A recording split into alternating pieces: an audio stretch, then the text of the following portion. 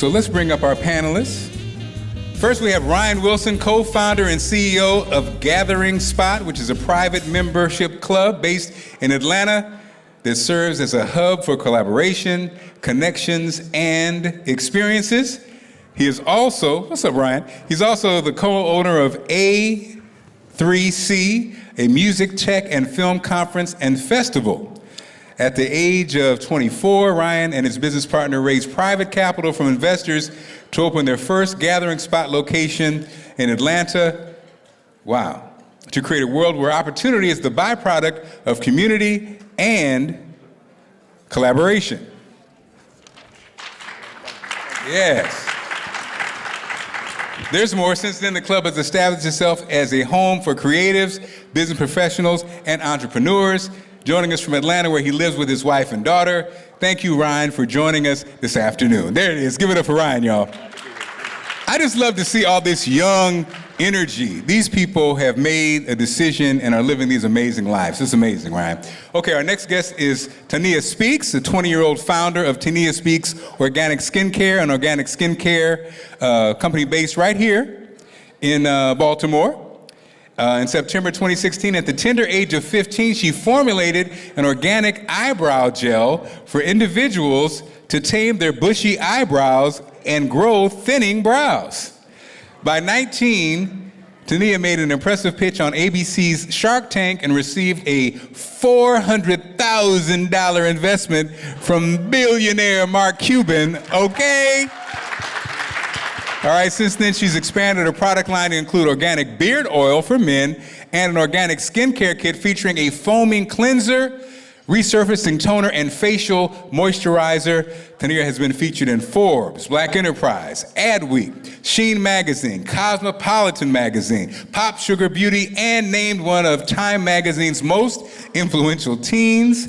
Even as an extremely successful entrepreneur, she maintained a 4.0 grade point average throughout high school, skipping her junior year and ranking in the top 5% of her class.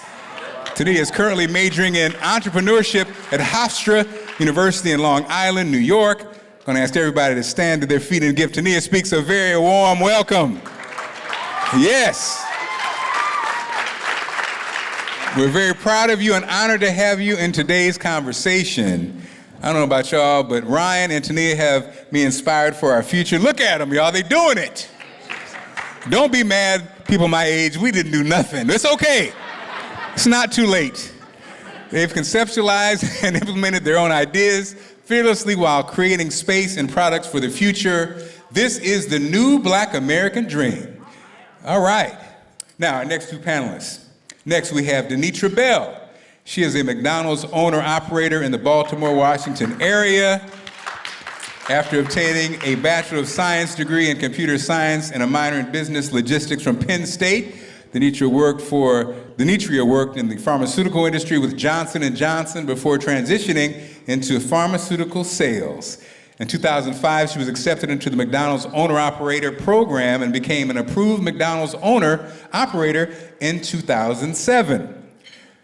Denitra is the immediate past vice president for the Baltimore, Washington Black McDonald's Operators Association and an active member of the Ronald McDonald's House Board of Directors. We're grateful to have Denitra here to bring her perspective to today's panel. Let's welcome her. Yes. A phenomenal sister of Delta Sigma Theta Sorority Incorporated. Yes, just like my wife. And last but certainly not least, welcome John Lewis to the stage with an iconic name. And in the spirit of my dear friend, the late Congressman John Lewis, he definitely creates good trouble. He is the president and chief operating officer of Harbor Bank, the only Black-owned and managed commercial bank in Maryland. Yes. Before joining the Harbor Bank family, John founded a financial technology company and consulted various community development corporations. He previously held leadership roles in the Global Wealth and Investment Management Division at Merrill Lynch, where he managed $2.2 trillion in assets and supported global activities. John holds a Bachelor of Science in Industrial and Labor Relations from Cornell University and an MBA from the Harvard Graduate School of Business, where he was a Robert Toigo Fellow, an indicator of excellence. So thank you so much to make this time to join us in this conversation and bring your insights, John. We appreciate you. Over the next 30 minutes or so, we're going to explore this new Black dream of independence, ownership, and charting our own destinies while building our communities. So let's take some time to explore these concepts and discuss the steps necessary to embark on them. Okay, panel, are we ready? You look sharp. You guys ready? Am I ready? Okay. Now I'm reading. If I mess up, don't judge me. Denitra, let's start with you. Having worked in corporate America, what is the dream that's associated with entrepreneurship and ownership? Okay, so for me, the dream associated with ownership is being able to build equity and build generational wealth. So I loved working for a Fortune 500 company in Johnson & Johnson. I love the consistency of a paycheck, 401k, all of the benefits, and it's a lot less risk per se. But the difference is from an ownership perspective, the amount that myself has been able to personally attain from the time I started to the value that the business has grown, I would have never been able to do that in a traditional, I guess, work employee relationship. It's interesting because, we've been talking about this, like in our community, that 9 to 5 is so important. And I know there were family members who were like, what you doing? Because again, you're a superstar, in the corporate America. So what attracted you to McDonald's brand, and how has it allowed you to influence the impact and express impact in your community? Okay, so with McDonald's, one of the things that's kind of proven is that over the years and over time, whether it's good economic times or bad economic times, McDonald's is one of those brands that has proven that it has sustainability. In addition to that, with McDonald's, when you look at franchises and franchise structure, and you compare them to, let's just say, other franchise structures like Chick-fil-A, for example. So if you're a Chick-fil-A owner, when your tenure is up or when you leave, there is nothing to pass on. There is no equity. Versus most McDonald's owner-operators, when they actually retire and they sell their business, they're able to sell it again for that equity. Wow. And so that's one of the difference. It's when you look at just how it's structured, when you look at the deals, when you look at even the flexibility of decision-making that you are able to do within your own organization or, within, I think that the franchise model is set up very well. The thing that detracts people from probably being a McDonald's franchise owner is that it requires pretty much full-time best effort. So it's not one of those franchises that you can be an absentee owner. That's highly discouraged, and those type of owners actually don't thrive and do well within the system. So for some people, they like to have more of a passive investment, and that's not one of these. Like when people talk about like getting it from the mud, like I do everything. I clean bathrooms, I go on the roof. Like you literally have to do all of that. And even your training process, you don't get paid for your training. So I trained for 2 years.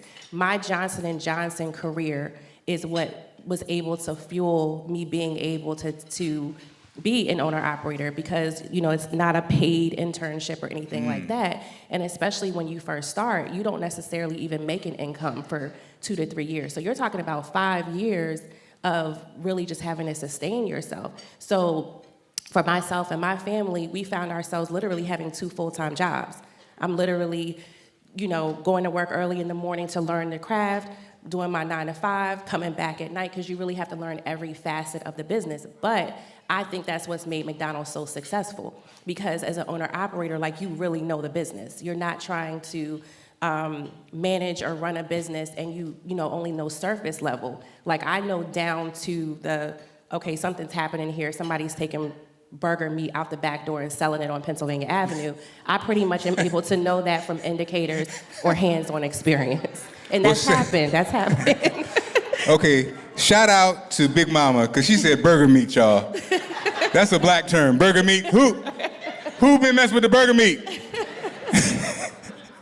I love that. I love how you use your corporate job to fund an entrepreneur dream. I think that sometimes people feel like they got to go all the way in. I think sometimes you can use your corporate job to fund your other thing, right, Yes. until you get there. Yes, and not just the capital, but even the 401k, the benefits, being able to put that on your balance sheet, because you obviously have to get approved for these loans with McDonald's and things like that. But being that I was invested, you're able to put those different things. I still have J&J and Sharing Plow stock to this day. Wow. That it's more valuable to me on my balance sheet than it is for me to cash it in.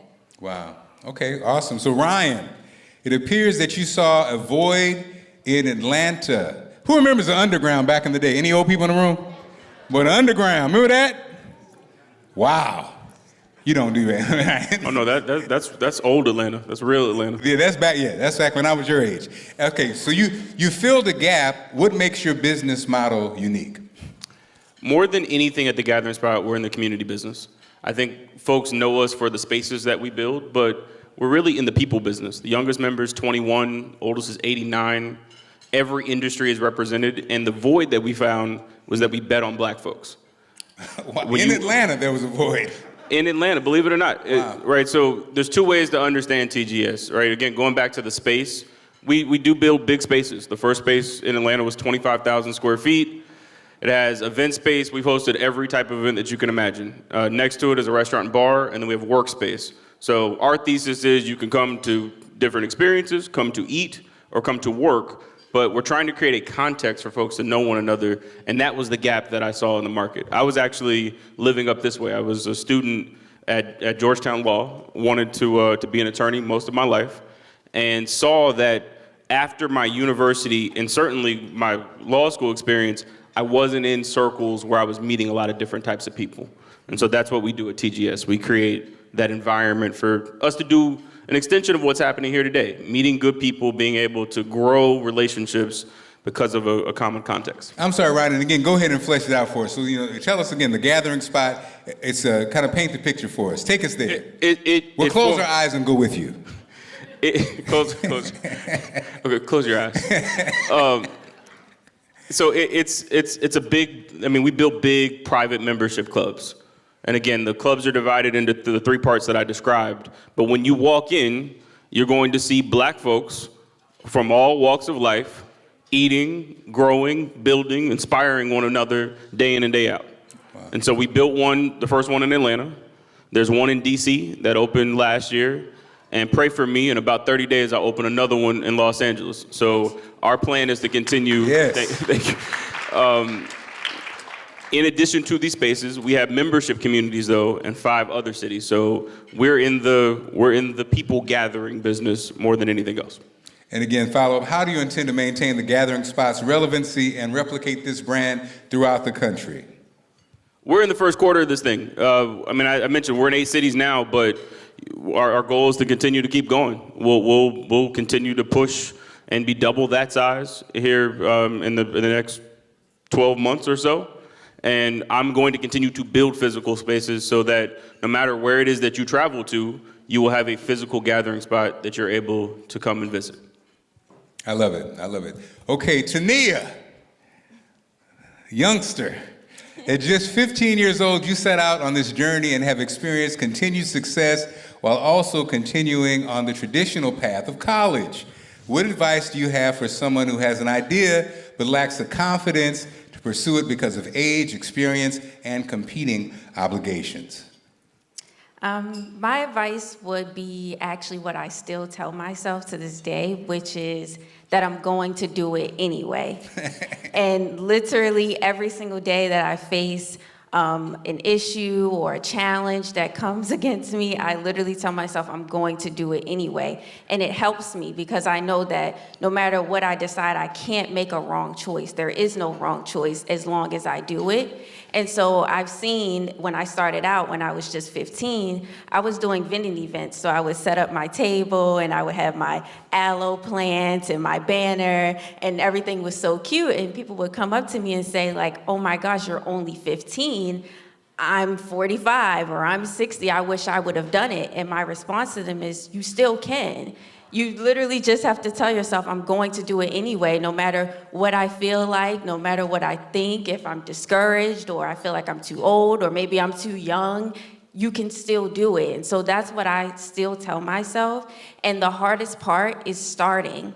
We can sit there and have these great ideas and come up with all of these dreams and ambitions, but the hardest part is actually starting. So the first thing you need to do is think about the first thing that you're gonna do. Don't think about the end goal or the outcome that you want, but what are you going to do today? What can you do today? If you don't have the resources, if you don't have the money, if you don't have the support, you have Google. That's the first thing you can do, and just research, and then you can check that off your list and then do the next thing the next day. And it may not feel like you're making that much progress to your end goal, but each day you're getting closer and closer. And for me, I would still feel like I'm not really doing anything starting out. I was like, I'm just doing these events. I'm making a couple $100s a day, but am I really an entrepreneur? It didn't feel like it at the time, but now looking back on my journey, that helped me get to where I am today. That practice that it took to come up to customers every single time I did a vending event and prove to them that no matter how old I am, I'm still going to do it anyway.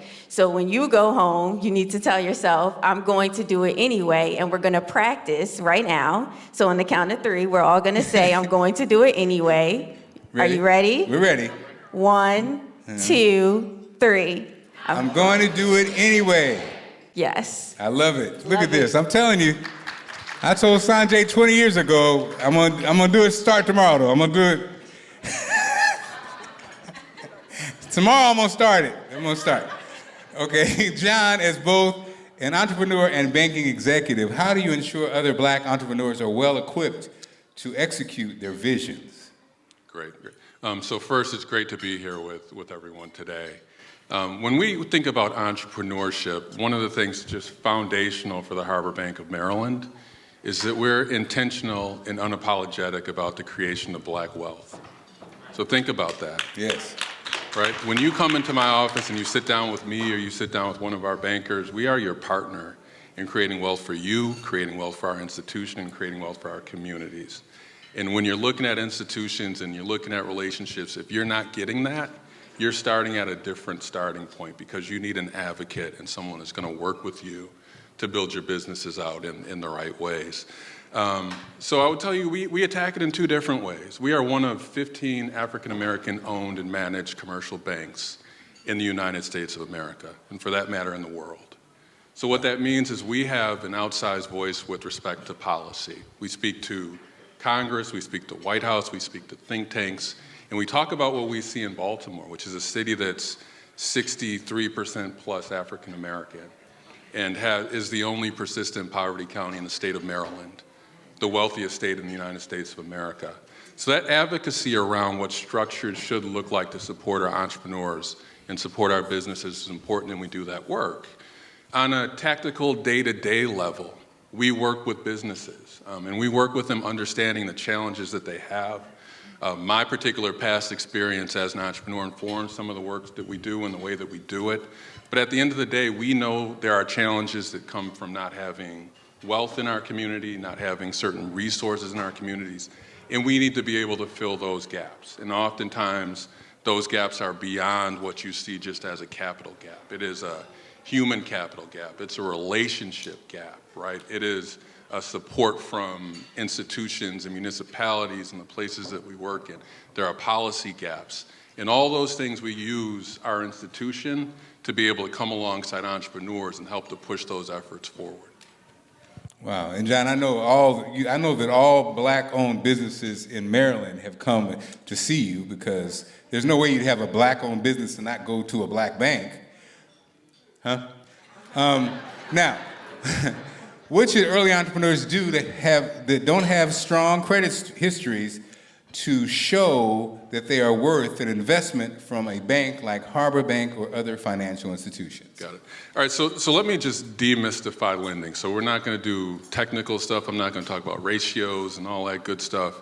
It's just very simple. If I make a loan of $10, one of those dollars is mine, in my shareholders. 9 of those dollars come from depositors. So along with everybody being customers of Harbor Bank, it is your money. So if I'm making that loan, I'm lending your money. So simply, when you go to a bank, you know better than I do whether you can pay that loan back on the terms that you've agreed to pay it back. And if not, then a loan shouldn't be made. But that is part of the challenge, because that's okay, right? In other communities, when you're starting a business, when you're growing a business, you're not necessarily going and looking for debt. You're going and you're looking for venture capital or patient types of financing that allow you to take the risks that you need to do until you get to the point when you could sustainably be able to have debt in your business.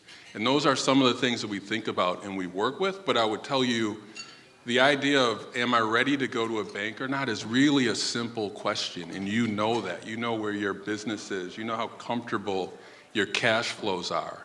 And when we stretch, we do things that are ultimately ruinous to our communities. We talked a little bit about the challenge of wealth in our communities. So if you think about going to a bank, one of the things that you have got to understand is that if a bank lends you money, they are going to get their money back. They are going to be all right. That does not mean that you are going to be all right. Doesn't mean that you're going to have a house. Doesn't mean that you're going to have a 401k. So all money is not good money, and we know that, right? But there's a responsibility in having a good relationship and understanding where your businesses are. As a banker, I want to know what your hopes and dreams are, because that's how I know what I need to do to help you get there, right? And then, again, if you're not getting that from your relationship, then you're being shortchanged. And those are the things that other communities get to get their businesses along and further along in the process and ultimately be able to be successful. And bankers should be helping you to do those things, as opposed to challenging your business and making it more difficult for entrepreneurs, which is already a very difficult journey in itself. Tania, knowing what you know now, is there anything you would have done differently when you were first starting out? I wish that I had a little more patience with myself. We're our own biggest critics, so if any little thing goes wrong, you're like, what was I thinking? What did I do? But I started off selling in my high school bathroom, and I had to put it in something, I had to put the product in something, so I just got a container and slapped a sticker on there. But then as I got more customers, I started to notice, like, my packaging isn't great. Like, the label's getting greasy, you know, there's a lot of problems happening. But if I just had a little bit more patience with myself, I would understand that this is just the start. This is just how I have to get started. It's going to improve over time.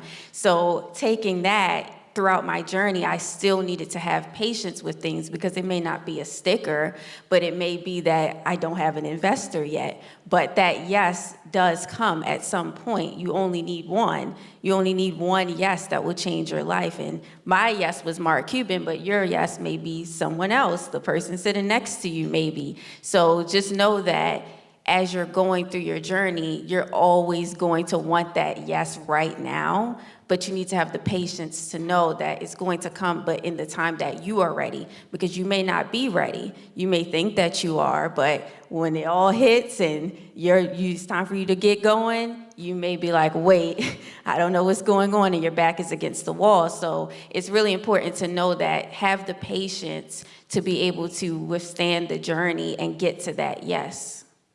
Let's marinate on that Mark Cuban again. That yes came from Mark Cuban, $400,000. Yes! That was not Big TT. You know, my yes came from Big TT. Yours came from Mark Cuban. You go ahead, girl. And it won't be the only one either, right? Ryan, how did you raise capital? Well, I got started late. I mean, I was 24 years old. I'm sitting here listening to this. Oh, man. Yeah, it's like, what, 15? We raised capital through the word no. We were told no 97 straight times. Wow. I counted them because I needed to remember every single time. And they were painful, y'all. I mean, I've sat in the hotel lobby of so many hotels in Atlanta and had folks straight up not come, or come and say, what are we here to talk about again? It was an ugly process. We were young. We didn't know fully what we were doing. But it ended up being 97 people before the first person said yes. And then even after that, it was a grind. right? I mean, it wasn't one of these Cinderella stories that you read about on one of these websites.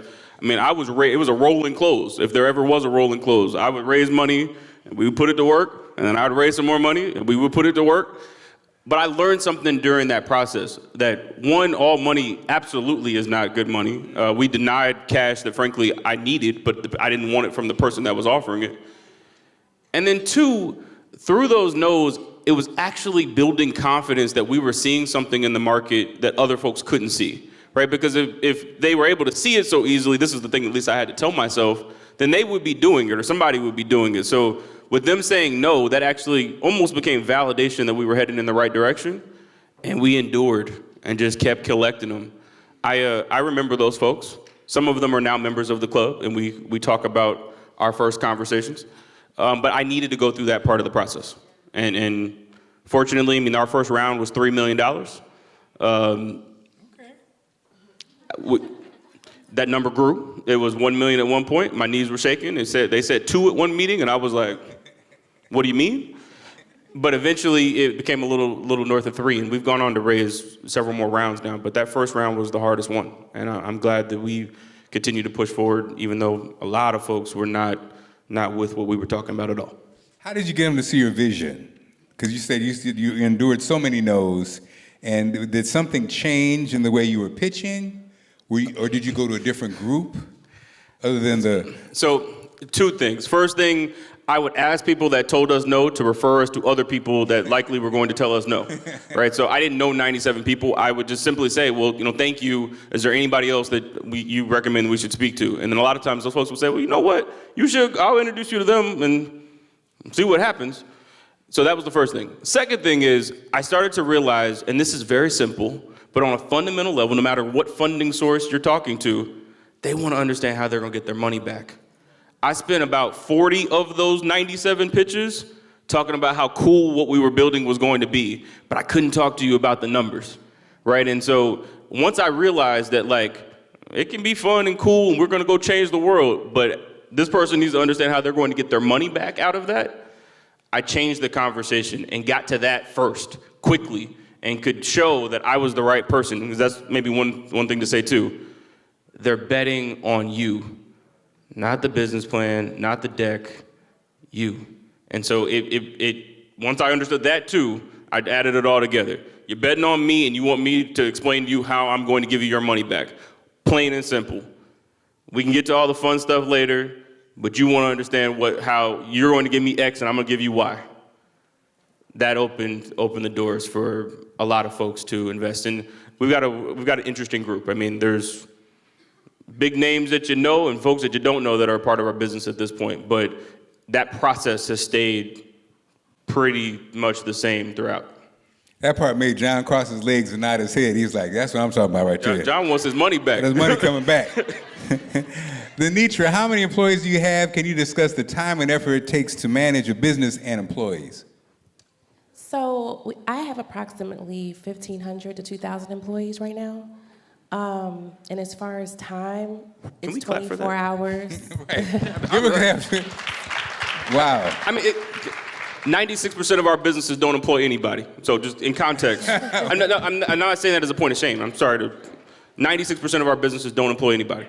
Wow. So it's amazing. As far as time, still to this day, calls 5 o'clock in the morning, it's 24 hours. But I would say the larger the organization has become and you start to have layers. I used to work 7 days a week, literally 7 days a week, probably 10-hour days. It was very hectic in the beginning. But as you have systems and routines in place and structure and things like that, definitely an everyday involvement. In restaurants, definitely several times throughout the week. So it's very, very, very, very hands-on. I think anyone who's in the restaurant industry will tell you it's very, very hands-on, especially you start off asking how many employees do we have. One of the hardest things right now is people. That is the number one hardest thing. And right now, we literally are in a people crisis. So it's very challenging trying to hold up standards, but at the same time, the people are the commodity. I don't know what happened during COVID, but people do not want to work. Maybe they felt like they hit the bottom, and they're like, okay, we can stay here. I don't have to work. I don't know what happened. But it's really hard to find employees. So that's a daily type of thing. And in order to keep the employees, because turnover is very, very costly, right? So one of the keys from a profitability standpoint is to hold on to employees. For one, the longer you keep them, the more better trained they are. You don't have to expend the resources into training. But in order for you to truly understand what's going on in your culture and what's going on with your people, you have to be there. So I'm going in a restaurant really probably every day that I'm in town. Even if I'm not necessarily on the roof like I used to be or dropping fries like I used to be, I need to have touch points. Like, how are you doing? Okay, you're new. How was your training process? Because if not, those are things that you can't really tell from reports. Those are things that you have to have from a humanity standpoint, because now, really, people work for people. They have options. So why would someone want to work in my restaurants versus wherever else? And sometimes it really just comes down to the things that matter to them. I love it. John, can you share how, while working for yourself versus working for the man is rewarding, it isn't easier and may require more discipline and effort? Sure. So let me just recast that a little bit, right? Everyone's talking about the great resignation these days and people searching for meaning in their jobs. And we're seeing that across demographics and we're seeing that across age groups. And I'm a believer that you are going to be happiest in working at your best level, your best self, working at your highest form when you're doing something that you love and that you're passionate about. So find that. I've been fortunate. The things that I love are very simple and straightforward. I love Black people. I love capital markets. I love family. I love community. And my institution gives me all those things, and it gives me a way to express and impact those things in a different way. So I would say search for that. That's foundational in how you find what's rewarding. And entrepreneurship may be that. But I would tell you, we see all kinds of people with businesses, right? And entrepreneurship is not for the faint of heart. It's not something to be played with, right? Entrepreneurship is not a 9 to 5. It's a 24/7, and sometimes more than that. It's a consistent sacrifice if you're going to be successful with it. And you've got to look at it that way, and you've got to engage in it that way, because that's the only way that it's going to turn into something that's ultimately fruitful and successful for you. But I would tell you, in my entrepreneurial journey, when I left Merrill Lynch, it was something I just couldn't let loose of. I lost sleep at night about it. I prayed about it. I talked to my wife about it. And I prepared for it for some time before I took that step to do that, right? And I think that's what really entrepreneurship is. It's something that it's your time, you're the person to do it, and you can find a way to execute on it. You may not be able to see your way to the end of it, but you're called to do that. And those are the types of entrepreneurs that we see with vision and teams and resources. But it's that energy that's going to push you through the times that will undoubtedly get tough for you as an entrepreneur, where you don't see how you're going to get past whatever that weekly challenge will be to you. And that's what you need to have, because the idea that someone steps into entrepreneurship because they don't like their boss or they want to work from home or whatever that is, that doesn't lead to success. Man, I love that answer. Entrepreneurs, make some noise if you are an entrepreneur out there. I'm telling you, man, it is, like you said, I love what you said, John. It's true. Like, some people get hyped up, but it is a 24-hour, low bank account job. I'm not talking about just me. I'm just saying. All right. Do we have, give it up for our panel, by the way. Amazing panel. I know we have some questions out there. So there we go. Just raise your hand. We'll get to you. I want to thank the panel for bringing this energy to Baltimore, not just this panel, but all the panels that we've seen here today. It is an amazing source of energy and motivation for this city, and it's a vision of what CIAA and other events can be in the future. So I want to thank you all and the attendees for that. I have a question for the panel, but I also have a challenge to the group here. And, as I said a second ago, there's been a lot of great words of wisdom, a lot of great energy. The question I have to the panel is, what can we do to walk away from here right now, this morning or this afternoon, and advance our own goals with each other here in this room? One piece of advice, and the challenge to the group is to use this energy, this motivation, whatever connections you've made here, and walk out of this room with a to-do list, something that you're gonna do whether it's starting today or Monday. Let's give ourselves some time to party this weekend, but walk away from here Amen. with something that you're going to do to help one another in this room or help advance your mission and your goals. So, I just want to pose that challenge to the group and see if we have any words of wisdom from the panelists. Go ahead, y'all. Thank you, Coach. So I would say probably everything good that's ever happened in my life has been an outcome of some relationship, right? So if you're sitting at a table and you haven't talked to everybody at that table, don't get up until you do that, right? Because it's a degree and a degree and a degree and a degree, but we're all connected, and we've got to make those connections to make these things work. So this is a true story. Our family gained their entryway into McDonald's at the CIAA. And it was actually visiting the CIAA booth, the McDonald's booth at CIAA, that the relationship was formed.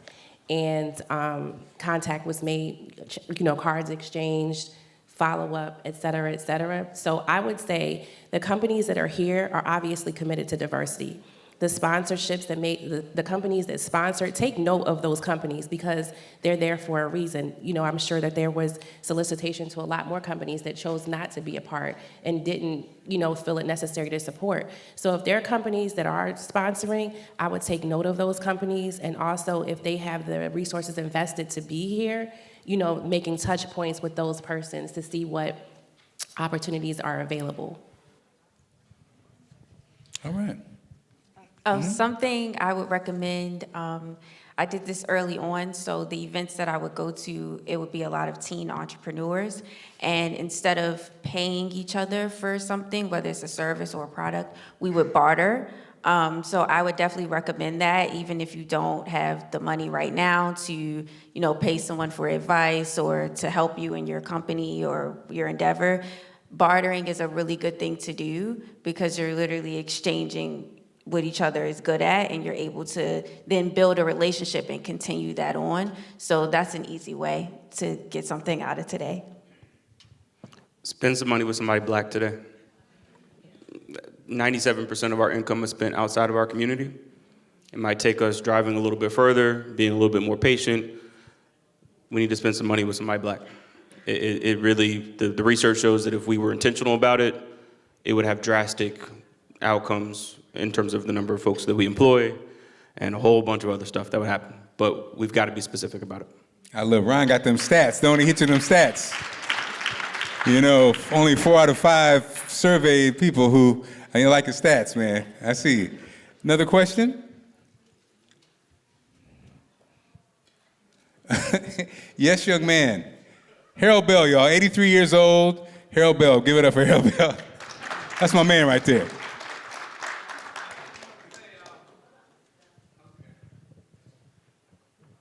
I just want to say this has been fantastic. When Mark asked me to ride over here to Baltimore with him, I said, man, this is my chance to go over and see Winston-Salem play in the CIAA tournament. And of course, Winston-Salem's gone home. They lost. But I just want to say, don't give up. I'm 83 years old, and Mark knows that I've been working on a project for 47 years. And today I found out there may be some people in this room who are going to take and run with that project. All you got to do is look up Google Muhammad Ali and Harold Bell, and you'll see who I am. All right, Harold, don't drop the mic. Don't drop the mic. All right, so any more questions? We're going to wrap it up. Yes, sir. Give it up for my man's beard. That's a beard, ladies and gentlemen. Thank you. It's a trademark. That is a beard. It's a trademark. So Ryan, I actually wanted to reach out to you, and I'm actually a member of the Gathering Spot down in DC, and just kind of interested in we always hear the idea of being able to create these communities, and I see that you're in DC and Atlanta, which have kind of thriving Black communities. How are you thinking about where the next place that you're going to go, and how are you thinking through actually creating the atmosphere where you are able to combine the social and the the financial in terms of being able to achieve your thesis? First, thank you. We're called the Gathering Spot, y'all, and we made it through a pandemic. I just deeply appreciate everybody All that's right. a part of this.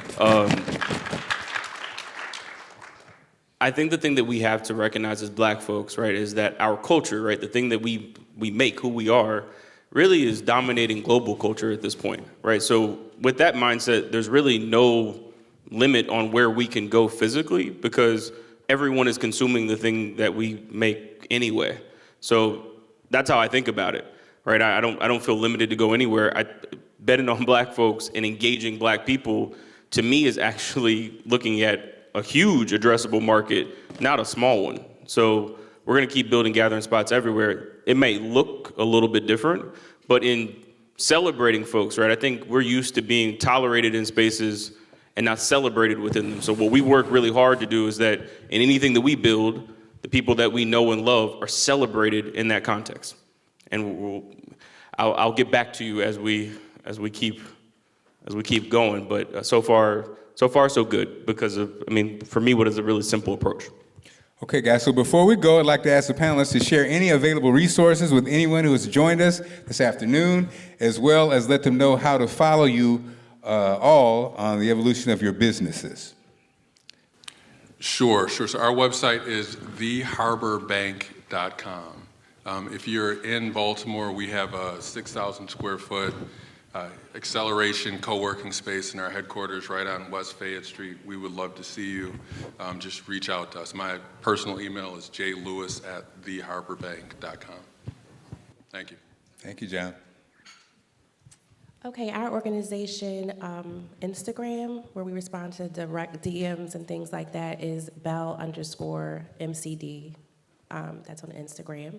My email is myname.bell@partners.mcd.com. My website is taniaspeaks.com. My name, pretty easy to remember. My Instagram is Tania Speaks, and the business page is Tania Speaks OSC. We're at the gathering spots on everything. All right, give it up for the panel, y'all. Amazing panel. And on behalf of the CIAA and Visit Baltimore, I'd like to extend my sincere appreciation to all of our panelists and participants for contributing to our conversation this afternoon. Let me say I'm proud of each and every one of you. I'm proud of everybody here. And again, this whole morning has made my heart smile. I see a lot of friends here. And again, I'm so excited about the future. I'm so excited I think we're in a space where I think we are realizing that, ain't nobody coming to rescue us. And so I think our entrepreneurs are realizing that they have a gift and they're ready to give it. And so again, I'm just excited about the future. And again, it's been a blessing to be on the panel. So again, Tania, Ryan, Denitra, and John, thank you. All right? And again, once again, this has been a truly rewarding financial summit. On behalf of CIAA and Visit Baltimore, we extend our appreciation to our local contributors. And of course, the people who made it happen, PNC, Bank of America, Harbor Bank, Truist, and President's Roundtable. Thank you for making today's summit possible. Also, thanks to all of the moderators and panelists. You all provided much needed perspective, knowledge, and resources. But most importantly, we thank you, our audience. Give it up for yourself. Whoop, whoop. And our participants, we hope you learned a lot and made some great connections. Continue to connect all weekend long. Have a great time. And again, I'm Mark Clark. It's been an honor to be a part of this and to host today's financial summit. Thank you. And you guys can follow me on YouTube at Reinventing Mark Clark.